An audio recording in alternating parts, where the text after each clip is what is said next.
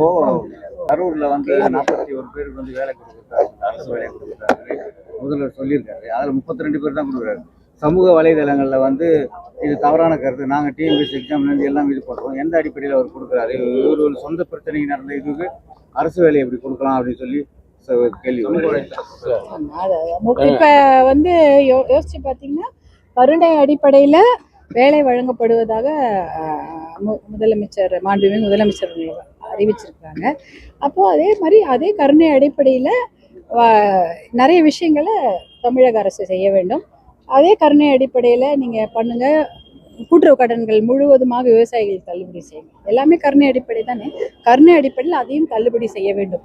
முழுசாக கூட்டுறவு கடன்களை கருணை அடிப்படையில் தள்ளுபடி செய்ய, நிதி சுமை, கடன் சுமை அதெல்லாம் எதுவும் சொல்லாம, காசு இல்லைன்னு சொல்லாம நீர் திட்டங்களுக்கு முன்னுரிமை கொடுக்க வேண்டும். ஏன்னா பணம் இல்லைன்றது ஒரு மிகப்பெரிய குறையாக தான் இருக்கிறது.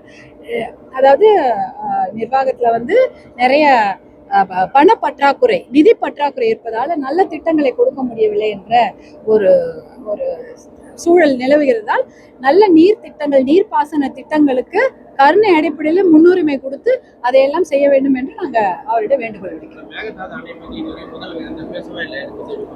சட்டமன்றத்திலே அதுக்கு எல்லாருமே சட்டமன்றத்திலேயே மேகதாட்டு அணையை வந்து தீர்மானமாக அன்றைக்கே கொண்டு வந்தார்கள். எல்லாருமே, எல்லா கட்சிகளும் சரி, ஆளுங்கட்சியாக இருந்தாலும் சரி, எதிர்கட்சிகளாக இருந்தாலும் சரி, எல்லாருமே வந்து நாங்கள் மேகதாட்டு அணை கட்டக்கூடாது, உச்ச நீதிமன்ற தீர்ப்புகள் இருக்கிறது, எல்லா தரவுகளும் இருக்கிறது, எந்த ஒரு கட்டுமான படியும் காவேரி பேசின்ல இருக்கக்கூடாது என்ற தீர்மானத்துக்கு சட்டமன்றத்திலேயே அதை கொண்டு வந்ததே ஆளுங்கட்சி தான். அதனால அதை எல்லாருமே ஆதரிச்சு தான் சொல்றாங்க. ஆனா சட்டமன்றத்துல பேசும்போது எல்லாரும் ஓடிடுறாங்க. கரூர்ல என்ன சொல்லிருக்காருன்னா, சட்டமன்றத்துல சிஎம் பேசும்போது கதவுலாம் மூடிட்டு தான் நான் பேசணும் அப்படின்ற மாதிரி கரூர் பேசியிருக்காரு.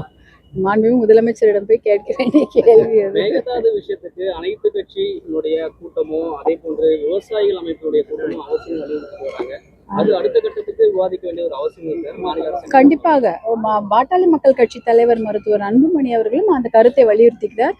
இந்த விஷயத்துக்காக அனைத்து கட்சி கூட்டத்தை கூட்டுங்க, டெல்லிக்கு எல்லாருமே போவோம், சட்டமன்ற உறுப்பினர்கள், பாராளுமன்ற உறுப்பினர்கள் அனைவரும், இந்த இந்த சங்கங்கள் எல்லாருமே போய் நம்ம அழுத்தம் கொடுக்க வேண்டும். நீர்வளத்துறை அமைச்சர், பிரதமர் எல்லாரையும் பார்த்து நம்ம அழுத்தம் கொடுத்தாதான் இந்த அணை கட்டும் விவகாரத்தை அவங்க வந்து அது ஒரு சீரியஸான விஷயமாக எடுத்துக்கொண்டு கண்டிப்பாக நம்முடைய குரல் அவங்க காதில் கேட்கணும் இல்லையா. அதுக்காக எல்லாருமே எந்த ஒரு கட்சி பாகுபாடும் இல்லாமல் டெல்லி வரை போய் நம்ம பார்க்கணும் அப்படின்றதையும் மருத்துவர் அன்புமணி அவர்கள் பாட்டாளி மக்கள் கட்சி சார்பாக அவரே வந்து ஒரு யோசனை கூட சொல்லியிருக்கிறார். நன்றி. நன்றி.